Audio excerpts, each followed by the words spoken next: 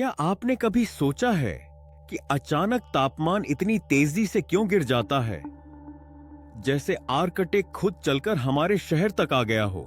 इसका कारण है एक अदृश्य शक्ति, पोलर वॉर्टेक्स, ध्रुवीय भंवर।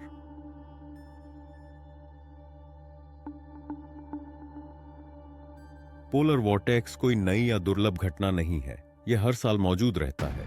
लेकिन जब यह अनस्टेबल हो जाता है तो सर्दी नॉर्मल नहीं रहती, खतरनाक बन जाती है।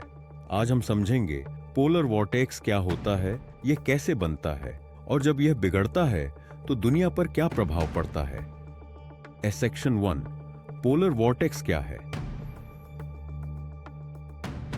पोलर वॉर्टेक्स अत्यधिक ठंडी हवा का एक बहुत बड़ा घूमता हुआ तंत्र होता है।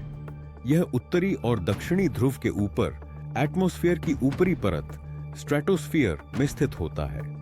इसके अंदर तापमान -80 डिग्री सेल्सियस तक गिर सकता है। सरल शब्दों में, आर्कटिक के ऊपर मौजूद एक प्राकृतिक विशाल फ्रीजर। सेक्शन 2, पोलर वॉर्टेक्स कैसे बनता है? इसकी शुरुआत होती है सूर्य से। सर्दियों के दौरान आर्कटिक क्षेत्र को लगभग कोई सूर्य प्रकाश नहीं मिलता, जिस कारण वहां की हवा बहुत अधिक ठंडी और भारी हो जाती है। पृथ्वी के रोटेशन के कारण यह ठंडी हवा घूमने लगती है और यहीं से पोलर वॉर्टेक्स बनता है। सेक्शन 3, पोलर वॉर्टेक्स कब खतरनाक बनता है? सामान्य परिस्थितियों में पोलर वॉर्टेक्स को कंट्रोल रखती है जेट स्ट्रीम। जेट स्ट्रीम एक तेज गति से बहने वाली वायु धारा है जो ठंडी हवा को आर्कटिक तक सीमित रखती है। लेकिन जब जेट स्ट्रीम कमजोर पड़ जाती है तभी समस्या शुरू होती है। सेक्शन 4, जब पोलर वॉर्टेक्स टूटता है तो क्या होता है?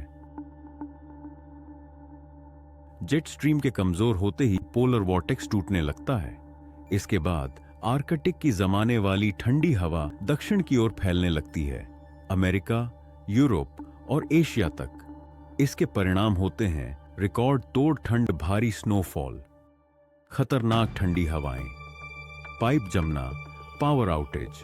वे क्षेत्र जहां सामान्यतः इतनी ठंड नहीं पड़ती, वहां भी आर्कटिक जैसी ठंड महसूस होने लगती है। सेक्शन 5, वास्तविक जीवन पर प्रभाव। पोलर वॉर्टेक्स केवल मौसम की घटना नहीं है, यह पूरी जीवन व्यवस्था को प्रभावित कर देता है। सड़कें बंद, उड़ानें रद्द, बिजली व्यवस्था ठप। 2021 में टेक्सास में पोलर वॉर्टेक्स के कारण लाखों लोग बिना बिजली और हीटिंग के रह गए। इससे अरबों का आर्थिक नुकसान भी होता है। सेक्शन 6, ग्लोबल वार्मिंग की भूमिका।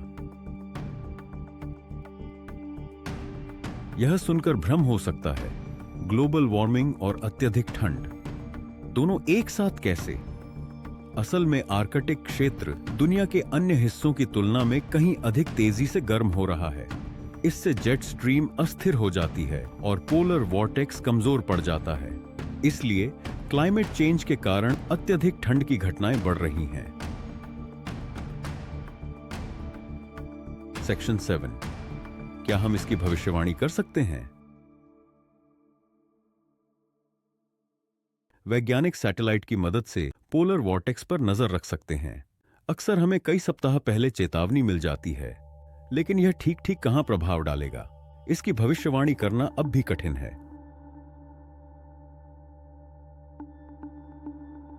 पोलर वॉर्टेक्स दिखाई नहीं देता, लेकिन जब यह सक्रिय होता है पूरी दुनिया इसे महसूस करती है। यह हमें याद दिलाता है कि पृथ्वी की सभी प्रणालियां आपस में जुड़ी हुई हैं। तो अगली बार जब ठंड सामान्य से अधिक लगे, समझ जाइए पोलर वॉर्टेक्स सक्रिय है। यदि यह वीडियो आपको पसंद आया हो तो लाइक करें, साझा करें और चैनल को सब्सक्राइब करें, क्योंकि विज्ञान केवल किताबों में नहीं, हमारी रोजमर्रा की जिंदगी में भी है।